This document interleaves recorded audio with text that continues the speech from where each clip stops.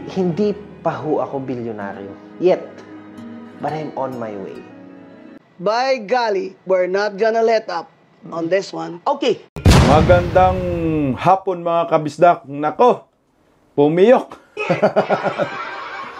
Hindi tunay na bilyonaryo. Ang tawag sa kanya ay bilyonaryong mini. Napalaban si Ma'am Rowena Guanzon sa isang Josh Mojica na nagpakilalang bilyonaryo. Naalala po ninyo yung nagtrending na post na di umano'y 21 years old pa lamang siya ay bilyonaryo na siya? Ngayon po ay binabawi na niya. Hindi daw umano siya bilyonaryo. Ang sabi niya, I have never claimed, no, na bilyonaryo siya.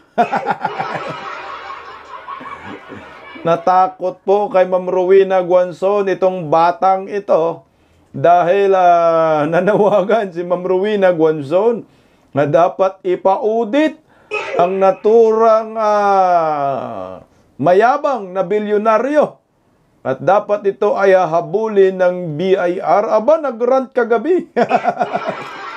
Failing victim. Ayan naman talagang sinasabi natin, no, mga kabisdak. Pakita muna natin yung post na pinagmulan ng hugot ni Ma'am Rowena Guanzon. Ayan, Josh Mojica. 21 years old. Bilyonaryo na. Ikaw. Sana all. Awa ng Panginoon. 18 years old pa lang ako eh. Wala pang milyon.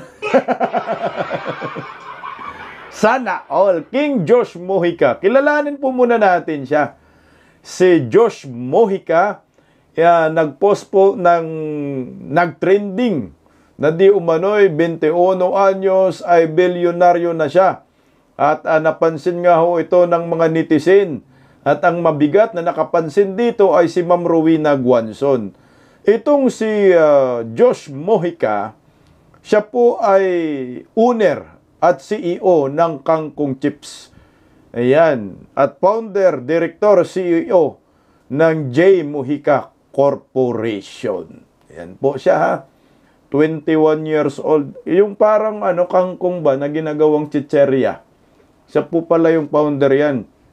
Sumikat at siya yung nagpauso itong si King Josh Mojica. Bago po natin pag-usapan yung kanyang pagbawi na siya ay hindi na bilyonaryo.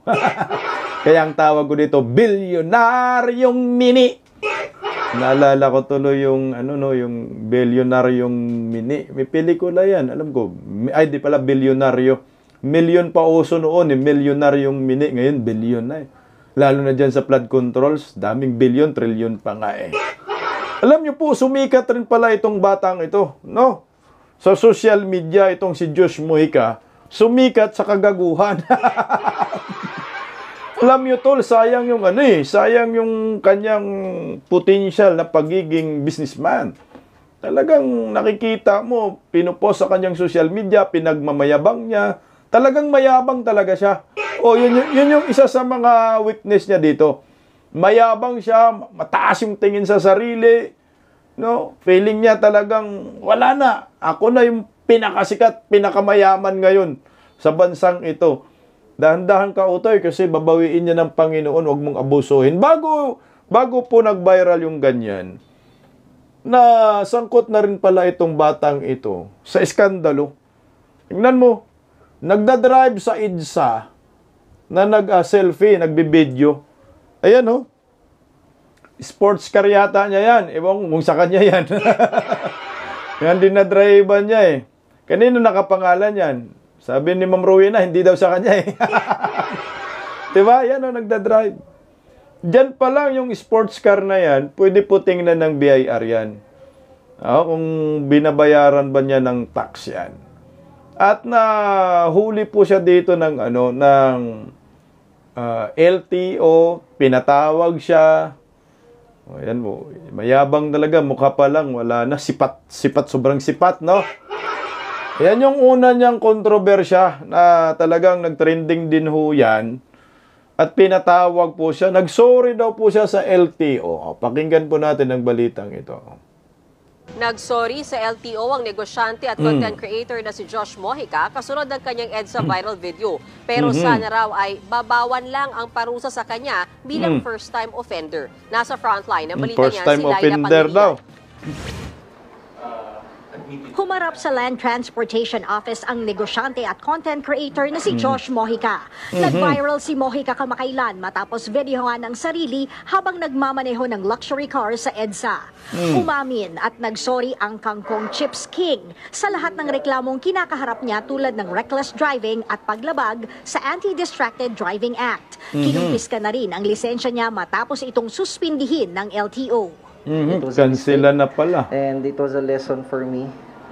Kahit na may mga bagay na alam mo yun, na you're just really proud of to show off to the internet, and of course you want to inspire the youth. Doing that, medyo nakakalimutan na may mga na-violate tayo.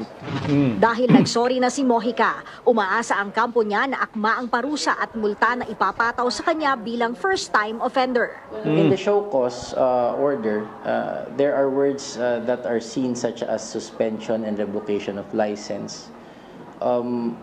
What we understand is that type of penalty, without preempting the decision of the LTO, that type of penalty is warranted for repeated offenders.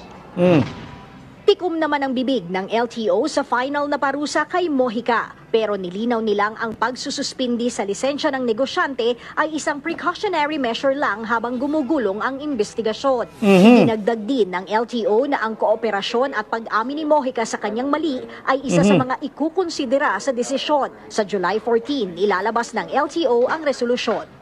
Nagbabalita mula Ayan.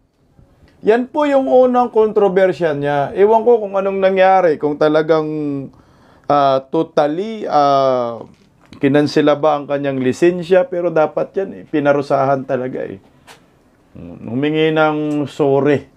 Yun yung isa sa mga nasasangkutan niyang kontrobersya itong batang ito. Bago pa ho sumikat itong kanyang pagmamayabang muli. Hindi ka pa natuto dyan, Utoy? No? 21 years old, bilyonaryo na, ikaw. Wala, nanguyot pa rin. Napukaw po yung pansin ni Ma'am Rowena Guanzon dyan. Kasi alam natin, si Ma'am Rowena Guanzon, siya po ay dating commissioner ng Commission on Audit. No? O, ito.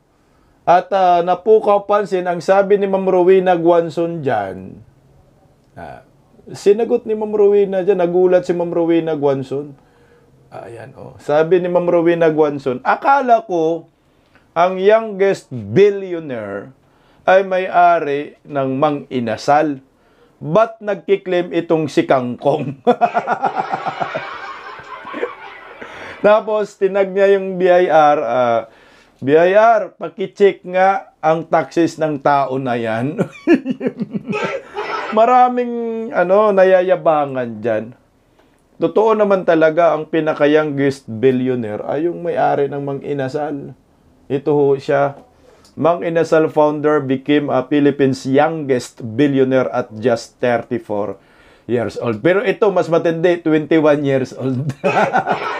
Nagtrending yung panawagan ni Ma'am Rowena Guanzon at kinuha po ng mga mainstream media. Ayan, kanya-kanyang kinuha ng Abante Guanzon, pinasisilip. Buwis ng bilyonaryong si Josh Mojica. 21 years old, bilyonaryo na.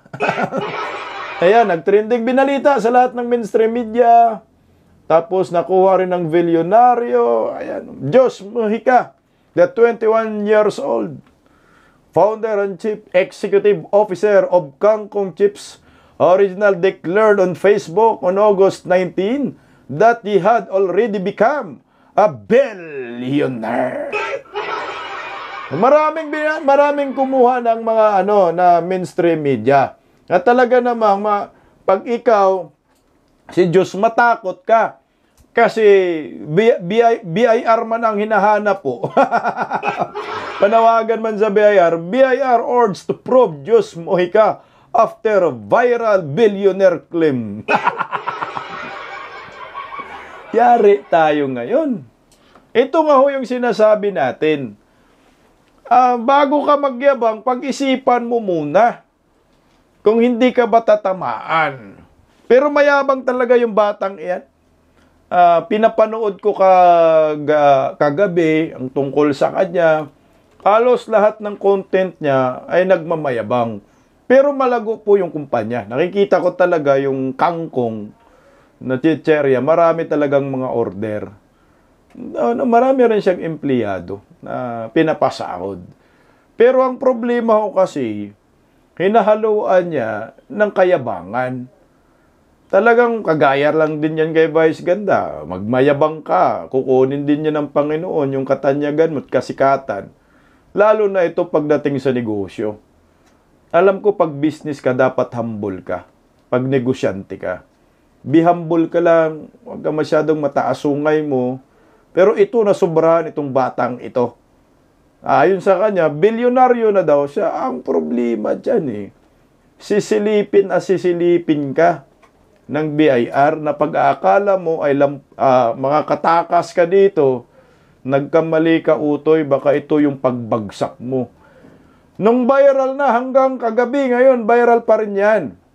Ojito, nag-post sa kanyang social media at itinanggi na sinabi niya na siya ay bilyonaryo at the age of 21. So, nagiging bilyonaryong mini na. Narito, pakinggan po natin yung kanyang rant. Kagabi lang din ho ito, mga kabisdak. Natakot yata ba? Ito, hinggan natin. Recently, may nag-viral na post from a Josh Mojica fan page, and not even my official account. Nagsabing, 21 years old, bilyonaryo na. Ikaw. And I shared it kasi natuwa ako sa mga comments. Kasi, honestly, yun talaga ang pangarap ko. To become a billionaire one day. And I am proud na marami rin kabataan ang na-inspire dun. Kaya, hindi yun pagyayabang. Pero ito na po. May isang personalidad sa internet ang naniwala at may mga nagpakalat na agad ng fake news. At sinabi nilang, nag-claim daw ako na isa na akong bilyonaryo. Na dapat daw akong tingnan ng isang ahensya ng gobyerno. Una sa lahat, let's be clear. I have never claimed to be a billionaire. Maliit pa po tayo masyado para doon. Pangalawa, I have always been diligent and compliant in running my business. Because everything I do is legal, transparent, and focused on growth. So may mga tao at ilang news outlet na nagpapakalat ng fake news. Nakakalungkot. Bakit? Kasi imbis na positibo at katotohanan ng agenda ay mas pinipili nilang gawing katatawanan, no? Entertainment ang pangalan ng iba. Tanga mo. Huwag po. Huwag po. Ako ay isang 20 anyos na negosyante lamang. Na pinipilit, makaabante at gumawa ng makabuluhan sa larangan ng negosyo. At mas masakit pa dito, nakakalungkot na pati isa sa pinakamatataas na leader ng ating lipunan, isang napakagaling na abogado at dating commissioner ng isa sa pinakamalaking ahensya ng gobyerno, ay naniniwala at nagpapakalat po ng fake news. Kung yung mga ganyan pong kalalaking tao ay napapaniwala, paano na lang yung mga normal na tao na walang oras para mag-fact check kung ano ang totoo sa hindi? Madali silang malilinlang. At yan naman talaga ang pinakamalaking kinakaharap na problema ng mga Pilipino sa mundo ng internet. Kaya nalulungkot ako.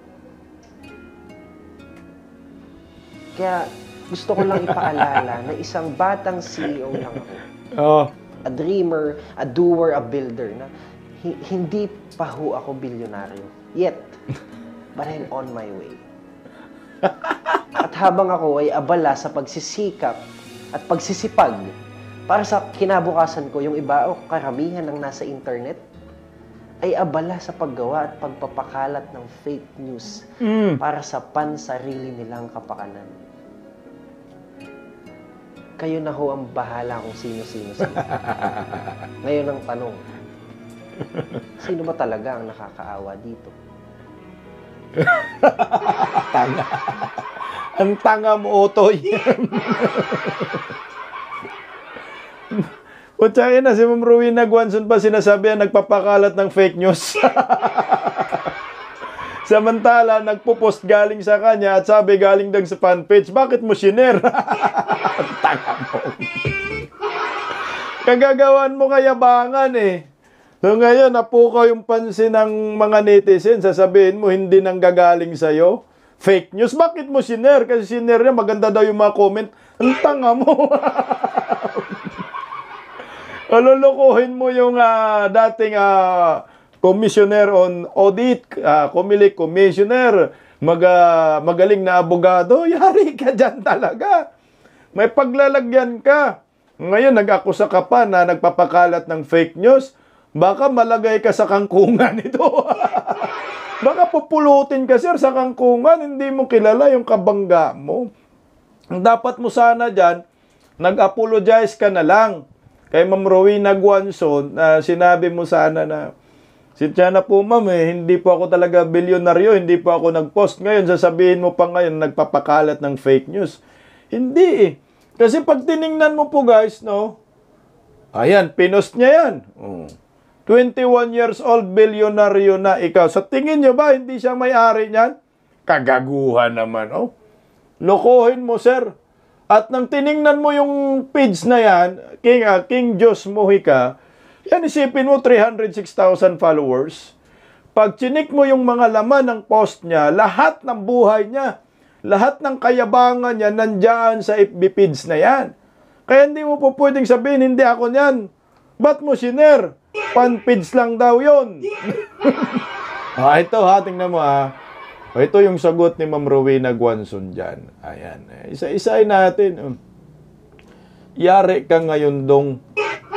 Yung sinabi niya nagpapakalat ng fake news, sabi ni Ma'am Rowena Guanzon, bago ako mag-commissioner ng Comelec, naging commissioner muna ako ng Commission on Audit. At yes, nag-check din kami ng taxes. Mas malaki ito dahil government ang sinisilip. Paano pa kaya yung small time? Patay ka, sir. Sabihan mo fake news yan. Tuluyan mo yan, Ma'am Rowena Guanzon. Sabi ni Ma'am Rowena Guanzon dyan, fake news pala. Tapos, sinishare mo. Sinare niya, di ba? Fake news. Siya man nag-share. Bago mag-share si Ma'am Rowena Guanzon, nakita po yan sa kanyang page. Siya nag-share. Hindi yan sabi fake news. Siya po talaga yung, siya yan. Takot nga lang. Sabi ni Ma'am Rowena Guanzon dyan, check muna natin uli. Meron pa siyang pinupo, sabi ni Ma'am Rowena Guanzon, na, ayan check lang dagdag lang. Meron pa ba? Wala. Sabi, dagdag ni Ma'am Rowena Guanzon, fake news pala, tapos sinishare mo, sino kaya ang 80-80? Yan na nga yung kanina. Nabasa ko sino pa yung 80-80. Tapos meron pa. Siya daw yung ito yung post ni Ma'am Rowena Guanzon. Di ka lang nawala, guys. I-rebat lang natin yung sinasabi niya pinakamataas na posisyon kasi daw. Na bakit ang sabi ni Ma'am Rowena Guanzon, teka lang. Kasi, ito, sabi ni Ma'am Rowena Guanzon, kasi di ba sabi niya mataas na posisyon na magpapakalat ng fake news. Nag-Harvard ako at top 10 sa UP College of Law. Tapos ako sasabihin na fake news peddler ni Boy Discarte, iti-iti niya. Kaiti. Ito pang matindi. Naku, yari. Guys. Kumusta mga empleyado dyan? Okay naman mga pasahod? Benefits kapag may magandang ginagawa sa inyo? Lapit kayo sa akin. Ako pa ang maglo-lawyer sa inyo. Patay ka dyan. Lesson learned ho ito sa kanya na wag kang magyabang na ikaw ay bilyonaryo na sa edad ng 21 anyos. Kung totoo yan bilyonaryo na, panindigan mo na lang. No, tapos kung ikaw nagsasabi kang totoo na transparent ka sa inyong mga negosyo, nag-comply ka, magpa-audit ka, patay kang bata ka. Hindi ako naniniwala dyan sa sinasabi ni Josh Mojica na malinis yung lahat ng permit niya, negosyo niya. May sablay dyan. Walang perpektong negosyo sa bansang ito. Lahat yan ay may kababalaghan. Pag inaudit kayo dyan, malamang sa malamang may masisilip ang BIR yan. Lalo na yung sasakyan mo, ilang milyon ba yun? No? May paglalagyan ka dito, sir. Tapos ngayon, binibira mo pa si Ma'am Rowena Guanzo na fake news. Malaking insulto po yan kay Ma'am Rowena. Dating komisyoner, nakasomisyon on audit, patay ka dyan, tol. 21 years old ka pa lang, mayabang ka na, akala mo ay hindi mauubos yung yaman mo. At akala mo, yung negosyo ay hindi malulugi. Yun po ang nakakatakot dyan eh. Sa negosyo kasi, hindi po yan masasabi mong panghabang buhay yan. Oo, ngayon, medyo sumisikat ka sa kangkong-kangkong na yan. Dahil ikaw yung nakadiscovery, kung marami ka ng kakumpetensya, tapos bad record ka ngayon sa social media, baka babagsak ka. Pag bumagsak ka, patay ka dyan. Karma tawag dyan. Kailangan to ng parang spiritual advisor. Itong bilyonaryo na ito, hindi ako naniniwala na sinabi niya na hindi siya yung nag-post. Siya yun. Sobrang yabang lang niya. Yung yabang niya, natakot siya dahil baka silipin siya ng BIR.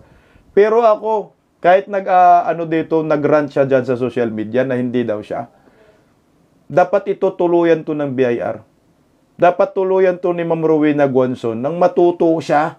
Una na yung sa trapiko. Yabang niya. So ngayon ito na naman, nagmamayabang siya, bilyonaryo na daw siya. At check natin, no? Bureau of Internal Revenue. Check nyo po itong si Josh Mojica. Nasabi, bilyonaryo daw, pero hindi daw totoong bilyonaryo. Bilyonaryong mini. Yan tayo eh. Mantakin mo kasi sisilipin ka ng BIR, hindi basta-basta yan ha. Lahat ng mga legalidad mo patungkol sa negosyo mo, mga resibo, patay ka dyan. Yung ng empleyado, taxes na, lalo na yung mga SSS, yung buwis, naku, benepisyo, lahat yan. I-audit lahat yan. I-check lahat yan ng BIR. Pag meron ka lang kaunting mali dyan, patay kang bata ka. Talagang pupulutin ka sa kangkungan. Okay na sana yung kasikatan mo sa yung kangkong chips. Sikat din eh. Marami rin bumibili, marami rin umuorder eh. Sinisilip ko yung mga post niya. Pagawa siya ng mga warehouse, kaso nga lang, hinahaluan niya ng kayabangan. Pag yung yabang mo sobra-sobra na, may paglalagyan ka. Pero ako, ngayon, hindi pa naman nagbibideo si Ma'am Rowena Guanzo. Baka busy si Ma'am Rowena Guanzo, baka mamaya, no? Or bukas. Mga post pa sa social media ang pinopost ni Ma'am Rowena Guanzo. Dapat tuluyan to ni Ma'am Rowena Guanzo. nang maturuan ng leksyon. Sa yabang ng batang ito, ewan ko lang kaya kung hindi siya magmanikluhod sa BIR. Pag manikluhod ka nga sa LTO, lisensya lang yan ha. Driver's license. Dahil sa kabukulan mo. Takin mo, nagbibideo ka, nagdadrive sa EDSA. Paano pa kaya itong negosyo mo na? Lahat yan, sisilipin yan. Lahat ng legalidad mo, sisilipin yan ng BIR. Kasi hindi biro yan. 21 years old, bilyonaryo na. Pagtingin ng BIR sa'yo, bilyonaryo ka na pala eh. Bakit yung income tax mo ganito lang yung nire-remit mo sa BIR? Tapos nagdeklara kang bilyonaryo ka, self-proclaimed billionaire at the age of 21 years old. Ano ka naging bilyonaryo? Ano yung pinagkukunan mo ng pera na naging bilyonaryo ka? Yung yung kangkong chips mo. O, sisilipin niya ng BIR. Tingnan natin yung mga kotse mo. Puta, ang daming trabaho ng BIR dito. Yung sa mga flood control, so ito na naman ngayon. Lahat na yung mga, I think, yung mga kontratista din eh. Sisilipin din ng BIR. Silipin nyo kasama si Tambalostot, Saldico. Ito yun. Lesson learned. Huwag masyadong mayabang. Dahil ang katanyagan at kasikatan may katapusan. Same rin with vice ganda. Yabang din eh. Pare-pareho sila. Para bang nalasing sila sa pera, no? Nalasing sa kayamanan, kasikatan. Feeling nila hindi na po kukupas yan. May katapusan yan. Maniwala kayo sa akin. Ngayon, kayo ang sikat. Sa susunod, kami naman. Ngayon, kayo ang milyonaryo. Sa susunod, kami naman. Di ba? Ganun lang yan eh. Masaya ka ngayon. Sa susunod, may kalungkutan. Kaya huwag masyadong mahangin. Bumabagyo, bilyonaryo nga. Naalala ko tuloy yung pelikulang Milyonaryong Mini. Ayan, oh. Naalala niyo po ito, si Anjo Eliana, di ba? Oh, Cheryl Cruz, Jan Estrada, Manilyn Reyes, yan. Milyonaryong Mini. Ngayon, ibang level na ngayon. Si Josh Mojica, bilyonaryong Mini. Panindigan mo yan, tol. Tsaka kinukontenta rin siya ng mga ibang mga entertainment vloggers. At binabash din po siya kasi natakot daw eh. Lalo na yung vlogger ni Tambaloslos na si Makagago na umamin din tabla rin bayaran. Grabe, binibira talaga siya eh. Trending yung mga post ni Makagago eh. Siguro si Makagago natamaan din. Bakit ikaw yung bilyonaryo? Nag-proclaim ka na bilyonaryo ka? Eh ako rin. Ako rin po, bilyonaryo rin. Kanatablahan niya mga sila ngayon eh. Alam niyo kasi 21 years old bilyonaryo na pinopost mo pa. Parang ganito lang yan eh. Yung may utang sa'yo, post ng post sa social media, no? Nasa Boracay kami. Kumakain kami sa restaurant. Bumabakasyon kami, naliligo sa beach. Tapos makita-kita mo ni Maltong loko na to eh. Nagpo-post ka, may utang ka sa akin. Di ka nga makapagbayad eh. Parang ganitong ginagawa niya, nagmamayabang ka. Sa lahat ng nangyayari sa buhay mo, pinopost mo sa social media para sabihin meron ka. Kaya hindi rin po nakakabuti yung magpo-post ka kung ano nangyayari sa buhay mo. Mapapahamak ka dyan eh. Kaya, kunyari, nakabili ka ng sasakyan, bago, sinasabi mo cash, pinopost mo sa social media. Pag post mo sa social media, inaabangan ka pala doon, nandun pang plate number ng kotse mo, abangan ka, di, anuhin ka, tulisin ka, baholdapin ka. Hindi rin nakakabuti. Kagaya itong nangyayari sa kanya. Sabi niya, bilyonaryo siya. Ay, napansin ni Amruin Agwanson. Nananawagan sa BIR na silipin mo itong nagdeklarang bilyonaryo at the age of 21. O ayun, Merese, biglang kambyo.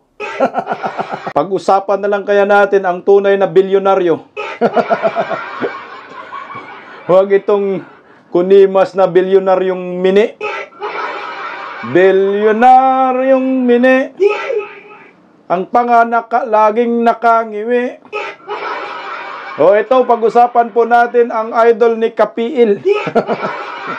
Pag-usapan po natin ang useless na Pangulo ng Republika ng Pilipinas na nagtapo na naman ng pira dyan sa Baguio City. Grabe, oh. Ito yung tunay na bilyonaryo. Hindi lang siguro bilyon, trilyon pa nga. Trilyon yung mga nakulimbat ba, no? O ito, kakapasok lang na balita, Marcos Jr. nagtapo na naman ng 260 million pesos na proyekto diyan sa Baguio City. Useless daw ang proyekto, sabi niya. Pareho lang din siya, useless. Dagdag natin mga kabisdak, total linggo naman pakinggan natin ang idol ninyo. Grabe na to. Good morning. I am here together with Mayor Benji Magalong to inspect some of these problematic, again, flood control projects. I think you can see for yourself na talagang hindi trinabaho ng mabuti ito. Dahil yung ginawang slope protection supposedly dito ay bumigay kaagad. Sinama, pati yung slope protection na dapat na nandyan na hindi ginawa ay dumuho lahat ito, bumagsak.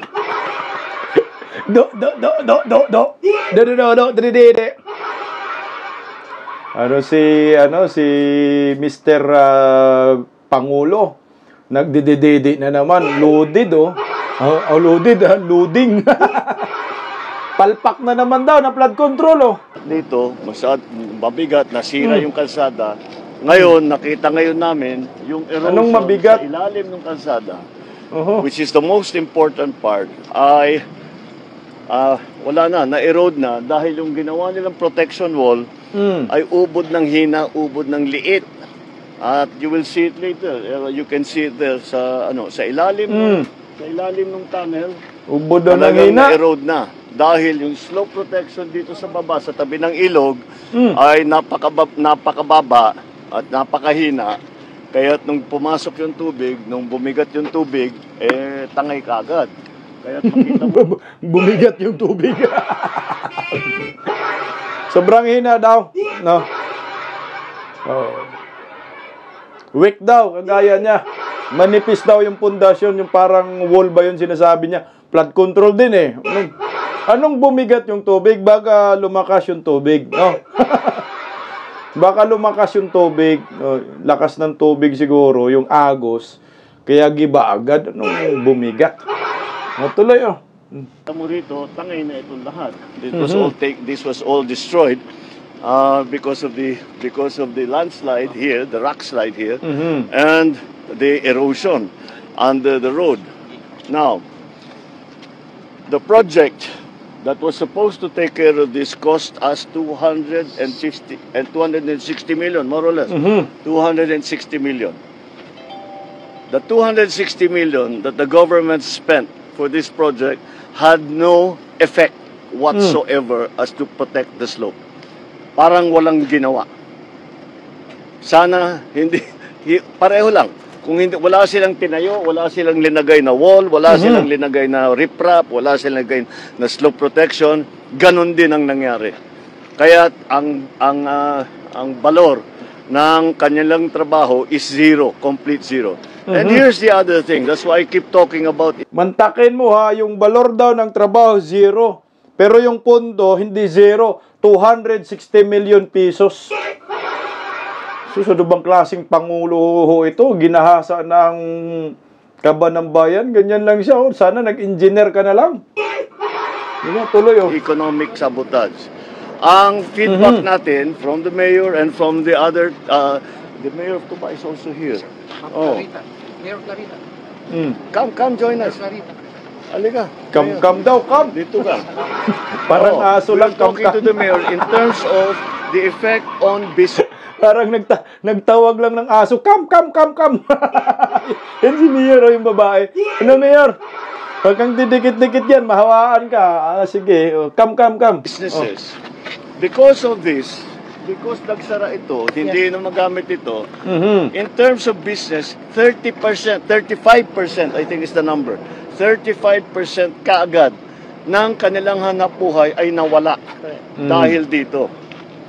So it is not only the damage, the physical damage that we can see, but it is also the damage to the economy. It is also the damage to the people's livelihood. Naghahanap buhay lang naman itong mga taong ito, tinanggal sa kanila 35% ng kanilang hanap buhay para ibulsa ang pera ng gobyerno. O sinong sisisihin natin? Ako? Duterte? Ang sisihin natin, ikaw. Ikaw ho yung mismo ang sisihin ng mga Pilipino, mga taga-Bagyo. Dahil weak ka, wala kang ginawa na maayos bilang isang presidente ng Republika ng Pilipinas, hinayaan mo yung mga buhaya na tarantaduhin ang bayan, dapat ka managot. Sinong tortoro mo? Duterte na naman, ya awards. Oh. Kaya't naman, hindi kayo magtataka. Hindi. There's one thing, I will not leave this office until I fix this. This is it. This is one of those things. Oy, ang yabang, no? Hindi daw siya aalis sa kanyang opisina hanggat hindi maayos itong mga problema patungkol sa flood control. Ang problema dyan, Mr. President, kasi hindi mo man talaga yan maayos habang buhay ka dyan. Hindi daw talaga siya aalis eh. Di ba? Hindi niya iiwan ang opisina hanggat hindi ito maayos. O di, baka hindi ka na hindi ka na aalis talaga habang buhay. Sus! Di mo naman kaya yan. Ngayon palang umalis ka na. Huwag kang magmayabang na after termino mo, pagkatapos ng termino mo, maaayos yung problema sa pagbaha, mga flood control. Itong mga bugos, wala ka pang tinanggal, wala ka pang pinarusahan. Mag-resign ka na lang, Nyor. So, very, very clear. Here we go again. Pang-ano na tayo? Pang-lima na yata nating inspeksyon ito. Pang-pangana. And it's always the same. Now, we will go to the next site. To the next, ano na naman, palpak. Yung rock netting. Yung tinatawag na rock netting. Kung makita ninyo, may mga netting na dinalagay sa Unang-una, because napaka-notorious ng rock netting to corruption, pinagbawal na ang rock netting. So, pero ginawa pa rin. Pinagbawal na yan eh. Di kasalanan mo na naman yan. O rock netting, notorious daw yung corruption dyan. Ngayon, ginawa na naman. Ayan na naman, hinayaan mo na naman eh. Sino naman sisihin yan? Kami. Ikaw, presidente ka. Ano itong taong ito naganap ng masisisi? Akala mo, presidente sa purok eh. Negligence mo yan. Sagutin mo lahat ng korupsyon. Huwag kang maghugas kamay dyan. Sige nga, tuloy oh. Pero ginawa pa rin. Bukod pa doon, kilala ko ang supplier ng rock netting. Ang presyo ng rock netting is 3,200 pesos. Ang chinarge sa gobyerno is more than 12,000 pesos. So times 4. Kaya kilala mo naman pala eh. Kaya umabuso kasi kilala naman pala. Isipin mo times 4 yan. Kilala mo. So yung mga kilala mo, mga kurakot, mga buhaya talaga. Mga kaibigan mo. Mana-mana lang ba? Times 4. So 75% ng kontrata kinikback. Mantakin mo 75%? So, that's the situation we are facing. Kaya't malala ito. The other item that I have begun to learn from the LGUs, buti na lang nandyan yung LGU na nakabantay. But the LGUs are complaining Dati, ang sistema, pagka may project sa isang lugar, halimbawa, mayor ako, na may project ng DPWH o contractor doon sa lugar ko, magkukonsulta sa Mayor. local government. Hindi lang, pag malaking project, hinihiring yan from barangay to municipal to province. Walang ganun. Walang ganun na ginawa dito sa lahat na ito. Hindi kasalanan mo. Kaninong kasalanan yan? Hindi ginawa ng mga kontratista, hindi ginawa ng mga kongresista. Hindi kasalanan mo yan. Hinayaan mo mangurakot yung pinsan mo, mga aliporis ng pinsan mo ni Tambaloslos. Ikaw din dyan managot, hindi lang po pwede na hayaan natin itong si Bongbong na kumbaga hindi siya sisihin Yun nga yung nakikita ko, tapapansin talaga dito mga kabisdak. Parang walang nagsisisi sa kanya ng mga senador. O walang sumisi sa kanya, walang nagsisisi na mga personalidad. Dapat ito sisihin ninyo. Sisihin natin ito. Bakit ba ang mga kongresista lang, kontratista lang, ang ating sisisihin? Kasama ito, kasi siya man ang Pangulo ng Republika ng Pilipinas, sinayaan niya ang korupsyon na lumaganap. Unang panunumpa pa lang niya, tinanggal agad yung Anti-Corruption Commission. Anong purpose doon? Mangulimbat ng salapi. Sige nga, tuloy. Eto pa, kapag tapos na raw yung project, dati, nung gobernador ako, may acceptance ng local government. Turnover. Sasabihin ng local government, okay, maayos yung inyong ginawa. Tinanggal na yun. Kaya't hindi mag-inspection sila, pero wala na silang magawa. Di kasalanan mo rin, napalpak ka rin. Hinayaan mo, dapat tinuwid mo, tinama mo, 3 taon, 4 na taon ka, ganun pala yung sistema. Walang turnover, kahit yung mga flood control na hinahanap talaga natin, walang turnover yan. Hindi alam kung may proyekto. Inspeksyonin nila, sasabihin nila hindi magandang pagkaayos, pagkagawa, hindi sapat o mahina or whatever. Wala nang magawa yung local government executive. So tinanggal yung SOP na yon. That SOP is that before you release the project to the local government, kailangan tanggapin ng local government. Correct, turnover mo. And that's something that we will reinstitute. Yun ang ibabalik natin. Because ka ngayon. So, ibig sabihin yan, yung mga pinagsasabi ni BBM, ito yung usual na ginagawa ngayon ng mga kurakot, ng mga kongresista, kontratista under sa kanyang administrasyon. Yung mga pinagsasabi niya, binubulgar na. Binubulgar niya, yung isinisiwalat niya, yung mga katarantaduhan sa kanyang administrasyon. So, ngayon, sino po ang dito? Tatama. Sino po ang managot dito? Kayo ang managot. Kaya dapat dito panawagan ko talaga sa Facebook, bubuim resign talaga. Useless ang taong ito. The local government, alam nyo naman ako, matagal ko na sinasabi, because of my experience as governor, ang local government, wala kaming ginawa, kundi araw-araw, tinitignan, ini-inspection namin lahat yan. Hindi yung minsanan. Every single day, we walk around, go around. Pinagmalaki pa niya ang experience sa local government, nagiging gobernador, ipalpak ka daw Sabi ng mga taga-Ilocos sa Norte, palpak ka daw na gobernador. Tingnan mo sila, third class province pa rin. Ay, pinagmalaki mo wala ka naman daw kwentang gobernador ito. Nga tuloy We hear reports from ordinary people, hindi yung mga opisyal, but ordinary people, and kaya na silang nakakaalam. That's why that acceptance is so important. And that's what we are going to reinstate. That's going to be one of the measures that we think is, bakit yun ang inintay namin. Bakit nila tatanggalin? Hindi pwede yun. Hindi pwede yun.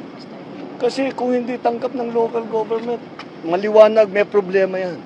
If the local government hindi masaya. Masaya kung magkaroon ng slope protection, hindi na masasara yung kalsada. Masaya kami pag mayroong flood protection, hindi na babaha. Di siyempre tatanggapin ka agad kung maganda. Pero kung hindi maganda, sila rin ang magsasabi. Dahil silang nakakaalam. Sasabihin, yung dinagay ninyong riprap, masyado mababa. Dahil yung baha rito, umaabot dito, hanggang dito lang yung pader ninyo. Ang galing ng scientist na ito. Alam mo, ang galing niya talaga, no? Pagdating sa mga ganyang bagay, pero wala namang ginawang matino, no? Palpak naman lahat ng flood control projects. Magaling ka pala niyan, eh.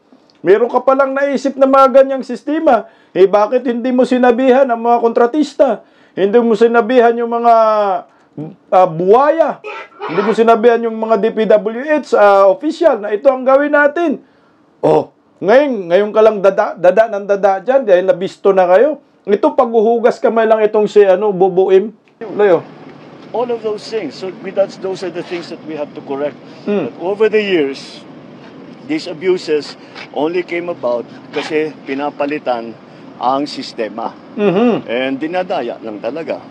No consultation with the local government, no acceptance from the local government. All of that. Kaya mabigat ang gagampanan na role ng ating local government dito sa ating mga ginagawa para maayos na. Marami. Well, si Mayor Benji has been very very vocal about the problems that we have. That's why napunta ako dito. And the comments and the sumbong that have been arriving at our website has been very, very useful.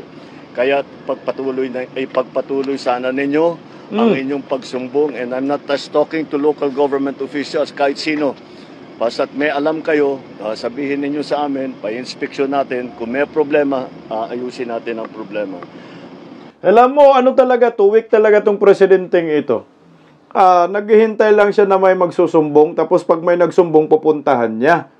Gamitin mo yung bilyones mo na intelligence funds. Bakit ba umaasa ka sa mga sumbong? Nandiyan naman nakalista naman lahat ng proyekto sa DPWH, di ba? So lahat ng proyekto sa buong Pilipinas, i-check mo bawat address dyan, isa-isahin mo.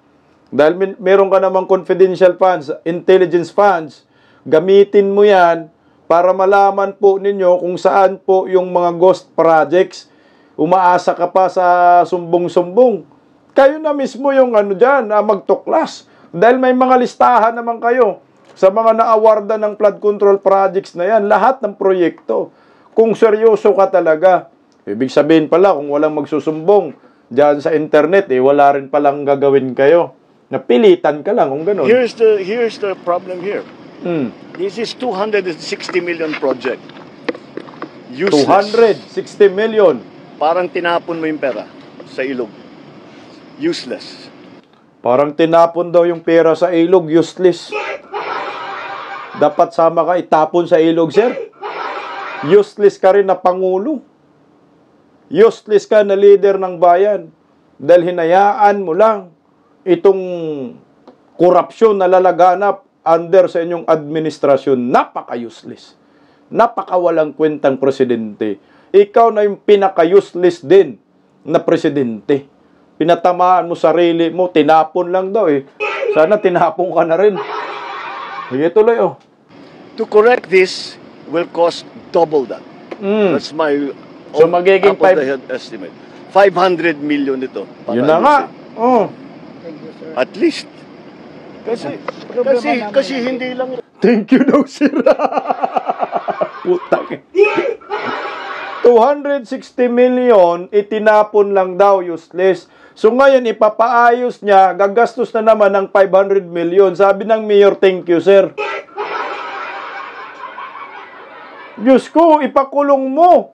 Yung mga nagtapon ng 260 million, kasama ka, ipakulong namin. Anong thank you? Gagastos na naman ng taong bayan dyan? Papasanin na naman ng mga taxpayer dyan? Dapat yung mga Italiano gold, yun yung mga ginagastos ninyo. Kasi uutang na naman tong mga to eh. Sipin mo, nakukondisyon ang utak ng Pilipino dito. 260 million daw yung gastos, natapon lang. Useless daw. Tapon lang sa ilog. So ngayon, para maayos daw, times 2 daw ang gastos. 500 million daw ang bibitawan. Ay, awards na. Sabi ng mayor, thank you, sir. Pira na naman. Kung nakikita ninyo dito kundi hanggang dun sa loob eh. Hanggang dun sa ilalim nitong tunnel eh. So there's a lot of work that needs to be done. So how can you tell me that it's not economic sabotage? Kinuha mo yung 260 million, wala kaming nakitang effect dun sa kanyang ginawa na kontrata, tapos para ayusin yung binigay ninyong problema sa amin, it will cost another 260 million, probably double 260 million, hanggang 500 million na yan. Kaya, I don't blame anyone for being disappointed, frustrated, angry, and paying for blood. Okay, thank you. Angry daw, tumatawa. Sinto na yung Pangulo ninyo. So gagastos na naman ang taong bayan. Mangungutang ka, dubli daw pag-aayusin. Huwag mo na muna ayusin, awards. Hanapin mo muna yung mga itinapo na pera. Lahat ng mga kontratista, lahat ng mga kongresista, yung mga assets nila, yung mga pera nila sa bangko, kunin mo muna. Pati yung pera mo sa'yo, kunin muna natin. Yun ang igastos natin. Huwag na kaming mga Pilipino gumastos dyan. Milyon-milyon na naman. Ginigisa tayo sa sarili nating mantika. Galit daw siya pero tumatawa. Sinto talaga. Kawawang Pilipinas, may Pangulo tayong hunghang at useless. Ito, patawa muna tayo. Masyado tayong seryoso sa kay NGWM. Mayroong isang senador. Yan, kaharap ng isang gobernador, dagdag lang para tumawa naman tayo. Si Kiko. Pero si Kiko, hindi niya alam. Welcome siya ng gobernador. Saan ba to gobernador? welcome si Kiko dyan ng gobernador. Talagang binibuild up Pero hindi alam ni Kiko, binanatan din siya Pakinggan natin, tawanan muna tayo. Itong araw na ito ay bisita natin ang ating mahal na senador. At siya ang author ng Sagip Saka Act. At ito ang solution po na batas. At ang gumawa po nito walang iba kung hindi si Senator Pangilinan. Siya po ang nakakita ng problema ng mga nahihirap na magsasaka na ngayon ay naghihirap pa rin.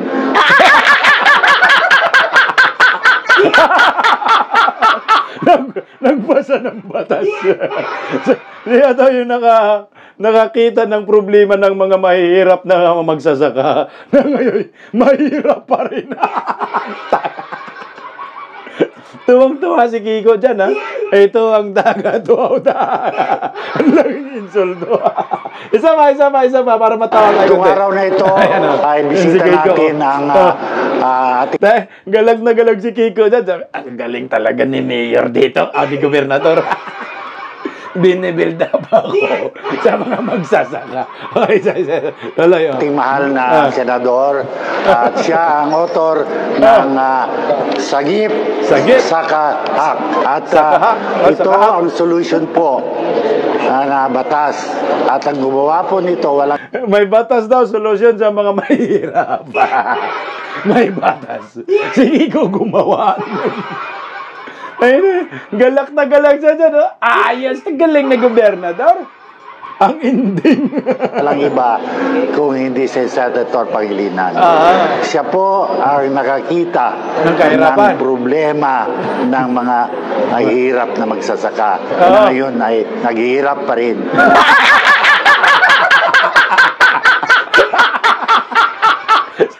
Sige ko, nakakita ng problema. Mahirap sa mga magsasaka. Ngayon ay mahirap pa rin mga magsasaka. So useless yung batas mo, Kiko. I-awards ka. Pinahiya ka ng gobernador na hindi masyadong direkta. Anyway, mabuhay po tayo mga Pilipino. Good luck po sa mga bilyonaryong mini. See you po muli bukas. Pakinggan po natin ang awitin para sa atin ni Sir Hardy Kaligtan. Ang titulong Bisdak Pilipinas. God first. Maraming salamat po. Happy Sunday to all. Paggising sa umaga, tanghali at gabi, nakikita ko ang post niya, ang hapdi. Paano nga ba to? Di ako makatanggi. Watch ko na lang at isipin ng mabuti. Bisdak Pilipinas. Bisdak, tinig ng katotohanan sa bawat vlog.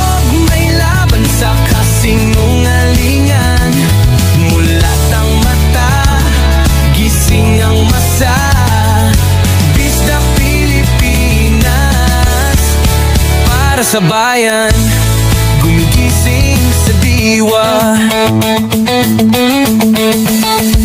Sa likod ng kamera, tapang ang dala, walang sinasanto kung mali ang gawa. Hinay-hinay, pero palaban. Boses ng tao sa digital na labanan. Bisdak, tinig ng katotohanan. Sa bawat vlog may laban sa kasinungalingan. Mulat ang mata, gising ang masa. Bisdak Pilipinas, para sa bayan, gumigising sa diwa.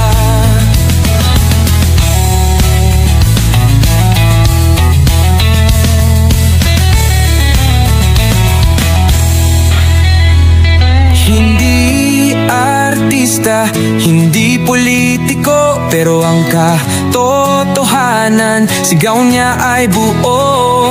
Sa YouTube o Facebook man siya makita, may aral ka pa rin, may uwi sa bawat salita.